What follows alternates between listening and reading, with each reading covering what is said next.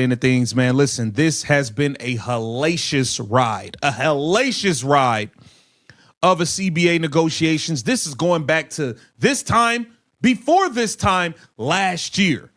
This is going back to January, December 2024. Like, this is going back so far.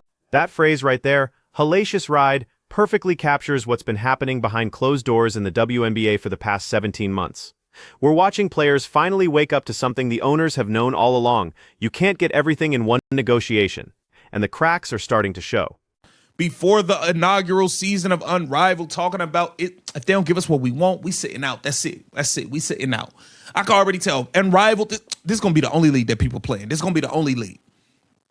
This goes back that far. That's how much of a hellacious ride this has been. All the way up to all the Satu TikTok complaining, pay us what you owe, all of it. December 2024. Angel Reese and Dejonai Carrington sat down before Unrivaled's inaugural season and made a promise.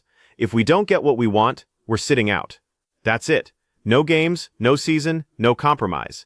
Fast forward to February 2025, and suddenly, Breanna Stewart is using very different language. She's talking about movement, traction, heading in a direction. What changed? Reality set in. Because here's what nobody wanted to say out loud during all those TikTok rants and podcast threats. The players were never going to win a game of chicken with billionaire owners. Not when the league still operates at a loss. Not when expansion fees are the primary revenue source. And definitely not when Athletes Unlimited started scheduling meetings with frustrated players. Here it says, this is a quote from Breanna Stewart, our recent CBA proposal that we got. There's movement, there's traction. We're finally headed in a direction. So I'm excited. Now, this don't mean that these crazy ladies are going to agree to any deal. Okay. Does not mean that at all. Let's go over to Sports Illustrated, where here it says Breanna Stewart gives a telling update on WNBA CBA negotiations. Now, let's be clear. I think the offer that the owners put in is absolutely fair enough. These players, a lot of these veterans. Stewart gave an update on the Game Recognized Game podcast on February 11th, and the tone shift is remarkable.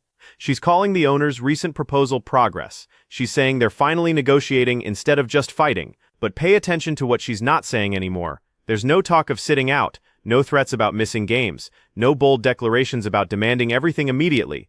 The owner's latest proposal includes guaranteed housing for first-year players, minimum contract players, and 2 developmental spots per team. The salary cap jumps from $1.5 million in 2025 to $5.65 million in year 1 of the new CBA. That's nearly a 400% increase. Practice facility standards are being codified so teams can't just rent out the local YMCA anymore. And that's why one of the players called them, the WNBPA leadership, called them greedy and selfish in an interview, because it's a fair deal.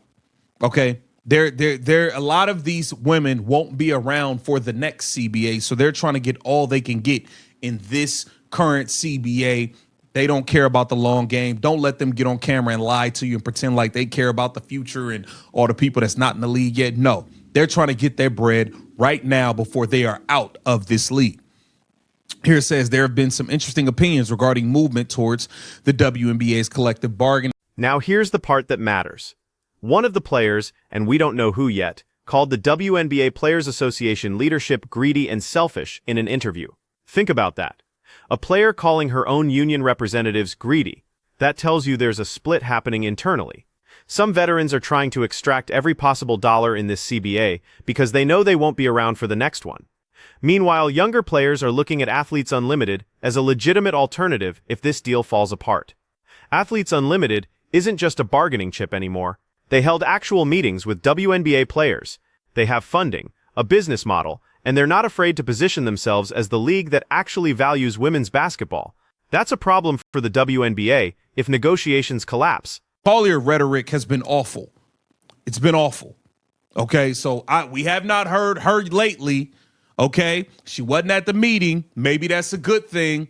And maybe it's a good thing that we are continuing to not hear directly from Napheesa Collier. Here it says, this is because Stewart is a vice president in the WNBA Players Association and therefore is in the room when these negotiations are taking place. Unfortunately, this meant she hadn't been in many rooms of late because there was a stalemate between the two sides for a few weeks with no new proposals exchanged. Stewart admitted something crucial in that podcast interview. They've been fighting for 17 months without actually negotiating. One side proposes something, the other side rejects it completely, and nobody budges. That's not negotiation, that's a standoff.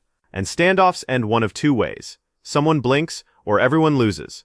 The owners blinked first by sending a new proposal in early February. But don't mistake that for weakness. They're billionaires who own multiple sports franchises. They understand leverage. What they sent wasn't capitulation, it was a strategic concession designed to split the players' union between the greedy veterans and the pragmatic younger generation. And it's working. Stewart is now saying things like, "We've all had to put our business hats on." That's code for "we realized our initial demands were unrealistic." She's talking about revenue-sharing models and how missing games means less money for everyone.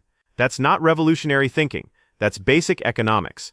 But it took 17 months for the players to accept it. Stewart admits CBA optimism after recent proposal. However, it appears this proposal was much closer to what the players are seeking, which Stewart conveyed during a February 11 episode of Game Recognized Game podcast. The CBA proposal that we got, there's movement, we got traction, we're finally headed in a direction, Stewart said. So I'm excited. I'm excited to hopefully negotiate back and really kind of do the negotiations, because unfortunately it has been 18, 17 months and we haven't negotiated.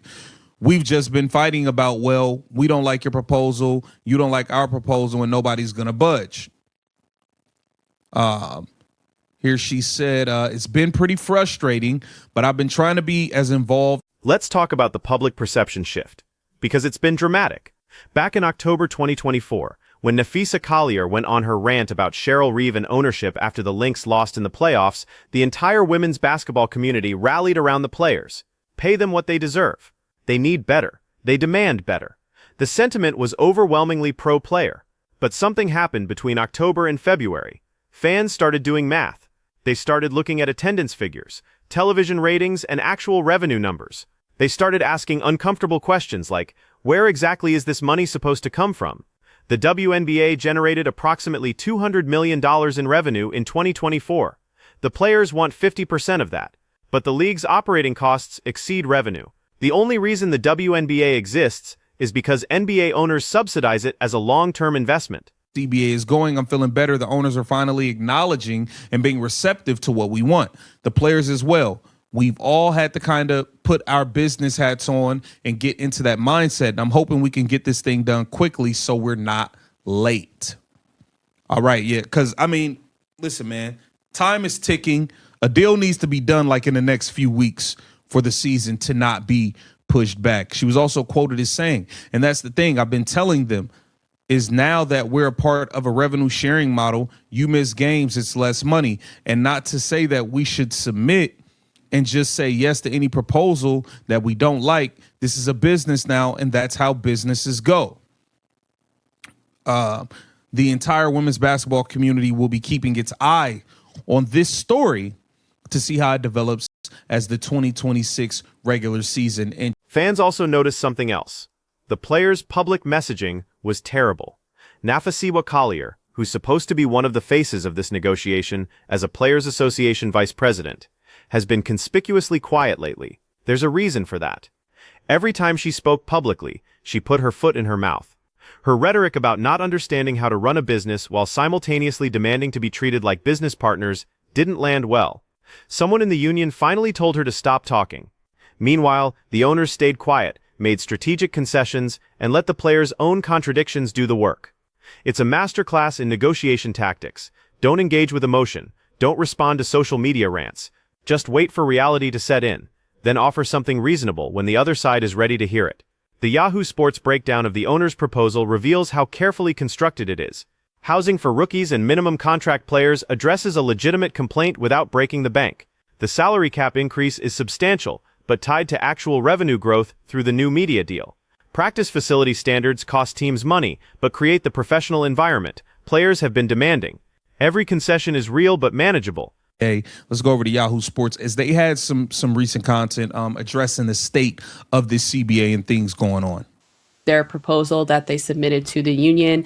The details are that in terms of housing, which have been standard since the first CBA in 1999, teams have to provide housing for players on a first-year deal, players on minimum contracts, and for those 2 developmental players per team that it is introducing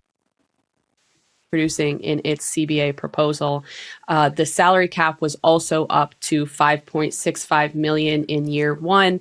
Their previous proposal was around $5.5 million. And the last year, so 2025, salary cap was $1.5 million. And then there are just certain verbiages around practice facilities, what they should give to players, provide to players, have for players, rather than what we've seen in the past where a lot of teams are going with the most elite and other teams are kind of just practicing at the local gym. So, it sounds like the league is saying, okay, there are certain things that you want, like you mentioned, housing and standards for practice facilities, all things that are understandable and things that the league is saying, yeah, okay, like we are willing to bend the knee to make sure that you're getting what you need, make sure that we get what we need, and as the league as a whole. But it's fascinating to watch all of this unfold, Cass, because I felt like at the very beginning, let's go back to, right after the links were bounced from the postseason, when Nafisa Collier had her media availability, she had a lot of very bold and choice things to say about Kathy Engelbert. In that moment, I felt like the women's basketball society as a whole was so pro-player, was pay them what you owe them. And, they need better. They deserve better. They demand better. They should demand better. It was very pro-player. And I feel like there has been this shift in the court of public opinion and in public perception that feels a little bit more pro-league. Now, I don't think that it should be, okay, you're either pro-league or you're pro-player and there's no in between. Of course, it's not always black and white. There has to be a little bit of gray. But it does kind of feel like there's been a little bit of a shift. So where things are right now, league versus players, how are both sides handling this? Well, in terms of public perception, I think that this lady is on to something, and I'm gonna continue to sprinkle this through because they have really good content, you guys. Here's what makes this moment so significant. The WNBA is at a crossroads, and both sides know it. The league just had its most successful season in history in 2024. Caitlin Clark and Angel Reese drove unprecedented attention, television ratings, and merchandise sales. The new media rights deal is worth exponentially more than the previous one. Expansion fees from Golden State and Toronto brought in $100 million. On paper, this should be the easiest negotiation in WNBA history, but it's not. Because the veterans want to cash in immediately, and the owners know that one good season doesn't guarantee sustained success.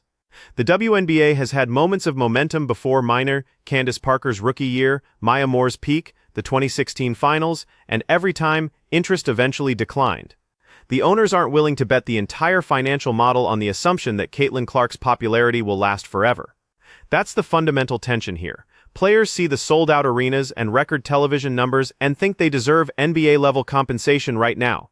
Owners see the same numbers and think, let's make sure this is sustainable before we commit to a financial structure we can't reverse. Both perspectives are valid, but only one side has the leverage to wait it out. Stewart's acknowledgement that missing games means less revenue-sharing money is the first sign that players understand this.